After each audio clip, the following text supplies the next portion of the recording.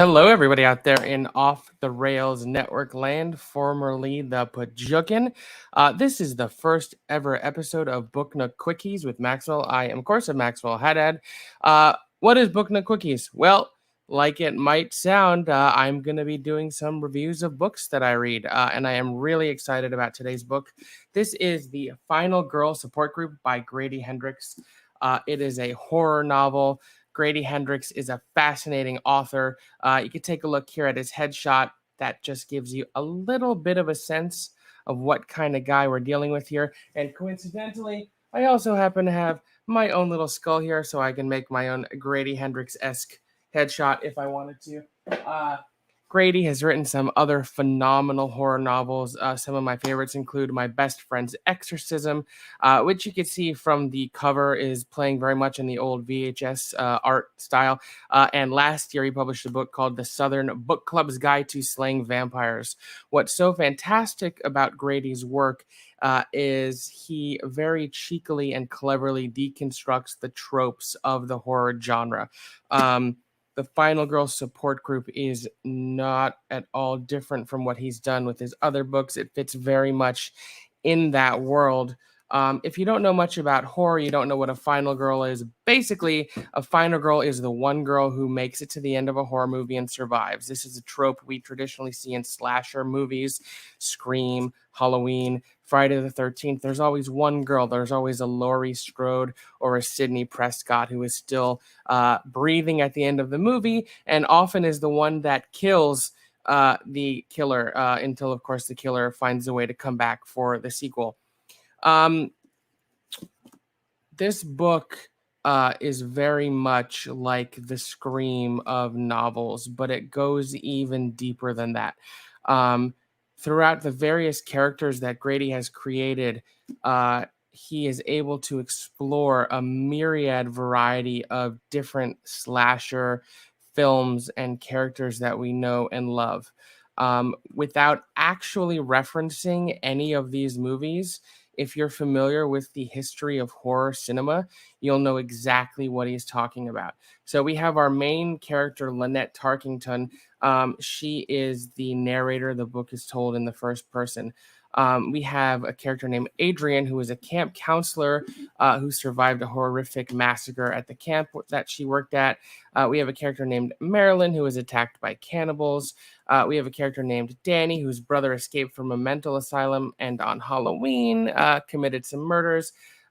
We have a character named Julia, who was left as a final girl after her boyfriend and her boyfriend's friend decided to very metatextually turn her into the final girl. And then we have a character named Heather, who was dealing with a slasher villain who became known as the Dream Killer. So if you know anything about horror cinema, you can immediately draw the comparisons to what classic slashers these characters are supposed to be. Scream, we have Halloween, we have the Texas Chainsaw Massacre, we have Friday the 13th.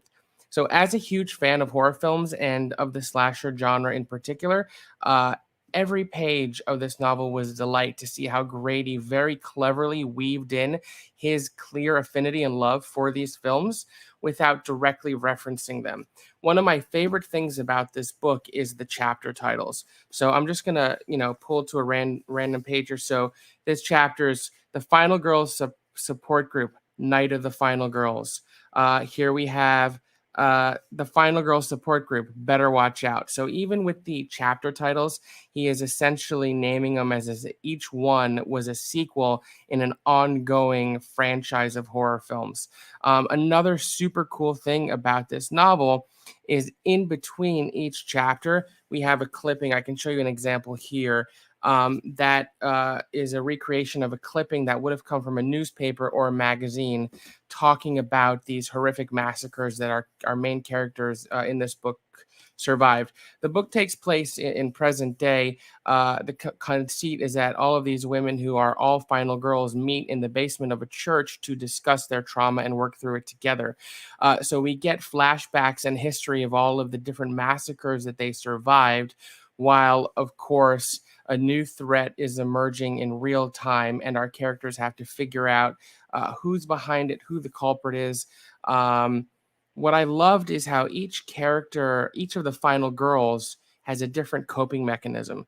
Some of them are basically recluses. Some are super paranoid and have created basically a lockbox for them to live in.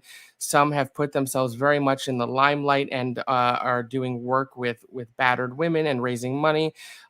Many of them became involved in working on the films that were created about their lives. And that's the other thing. The other thing that Grady does in this novel to explain the tie between these real characters and the history of slasher cinema is in this book, all of our main characters had movies made about their life. So this adds a whole extra texture to it. So we get to hear about all these different films. We get information about the filmmakers who made them, the actors who played them, the box office receipts of these fake movies that were made about the events that the characters in this book survived, while also, if you're at all a knowledgeable horror fan, being able to draw the connections between what series of slasher and horror films Grady was talking about. I always enjoy a book when it's told in the first person. I find that it reads really easily and quickly. This is no different. Clocks in at a little bit over 320 pages.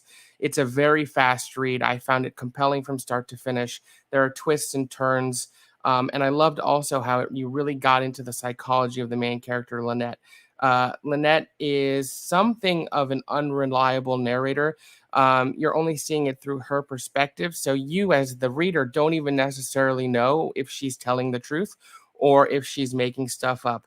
And as the novel goes on and more information is revealed to us, both through the clippings, through Lynette's interactions with other characters, the curtains slowly get pulled back as we really start to piece together what's going on here. There is a period of the book about 2/3 of the way through where we begin to enter the climax, where I was not 100% sure I was sold on the direction it was going in.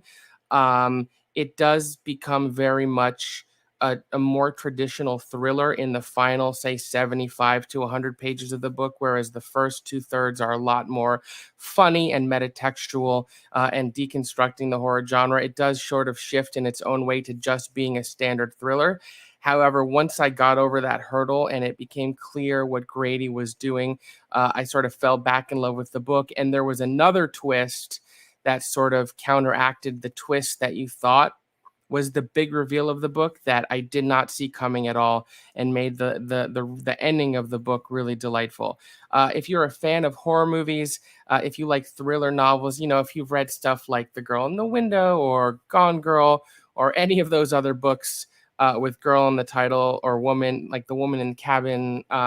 Oh God, I can't remember the exact name. But anyways, these very popular thrillers that have come out in the last 10 years after the success of Gone Girl and Sharp Objects and stuff like that, this book is definitely for you. Certainly, the more horror cinema acumen that you have, the more you're likely to enjoy everything Grady is doing here. I just wanted to bring up one other book that this reminds me of, and that's Final Girls by Riley Sager. Riley Sager is another one of my favorite modern horror authors.